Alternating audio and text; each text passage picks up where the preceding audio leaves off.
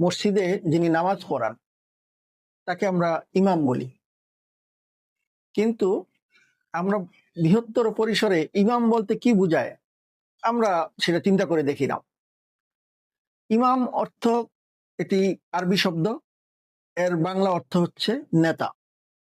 তো আমরা যেহেতু অভ্যস্ত ইমাম বলতে মসজিদের যিনি নামাজ পড়েন তাকেই বুঝি, কিন্তু ইমাম অর্থ যে নেতা, সেটি গতকালকে আলেম ওলামাদের যে সম্মেলন সেখানে কথা বলেছেন বিএনপির জাতীয় স্থায়ী কমিটির অন্যতম সদস্য জনাব সালাউদ্দিন আহমেদ। যেহেতু এটি আলেম ওলামাদের সম্মেলন, তিনি ওনাদেরকে রেসপেক্ট রেখেই উনি বলেছেন যে আমাদেরও ইমাম জনাব তারেক রহমান বারকাতুহুম, যেমনটা বলে থাকেন আলেম ওলামারা ওনাদের যে নেতাদের নাম বলার পরে এরকম বলে থাকেন। কিন্তু কিছু মানুষ এটাকে নিয়ে ট্রল করছেন। তারা বুঝাতে চাচ্ছেন তারেক রহমানকেও সম্ভবত উনি ওই মসজিদের ইমামদের মতো এরকম করে কিছু বোঝাচ্ছেন। এই যে নেগেটিভিটি আমাদের মধ্যে, আমরা ঠিকমতো ইংরেজির অর্থও বুঝি না, ঠিকমতো আরবিও বুঝি না, বাংলা তো বুঝি, হিন্দিটা আবার অনেকেই ভালো বুঝি। কারণ হিন্দি কালচার ভারত আমাদের উপরে এরকম ভাবে চেপে ধরেছে, মনে কালচারাল ভাবে, সাংস্কৃতিক ভাবে তারা আমাদেরকে এমন ভাবে আষ্টে পৃষ্ঠে বেঁধে রেখেছে, ওর বাহিরে আমাদের দৌড় খুব কমই থাকে অধিকাংশ মানুষের। আমাদের নেতা বা আমাদের ইমাম বলতে এটাই তো সত্য।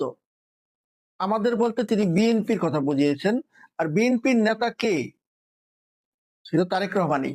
কিন্তু এটা নিয়ে এক শ্রেণীর মানুষ ট্রল করতেছেন যে ওনাকেও মসজিদের ইমাম বা এই জাতীয় ধর্মীয় ইমাম হিসাবে পরিগণিত করেছেন জনাব সালাউদ্দিন আহমেদ। কিন্তু বিষয়টি মোটেই তা না।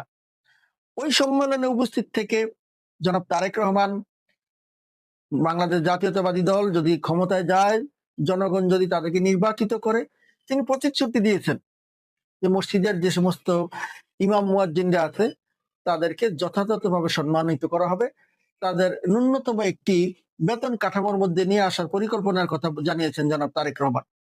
বিএনপি যেই জায়গাটাতে পজিটিভলি এগুচ্ছে, কিছু মানুষ অথবা একটি নির্দিষ্ট রাজনৈতিক দল ব্যক্তিগত আক্রমণ করার জন্য ওত পেতে থাকে। বিশেষ করে বট বাহিনী নামে যারা আছে তারা এটাকে নিয়ে বিভিন্ন রকম হাস্যরস করছে, অথচ তারা নিজেরাই তো জানে যে ইমাম মানে কি।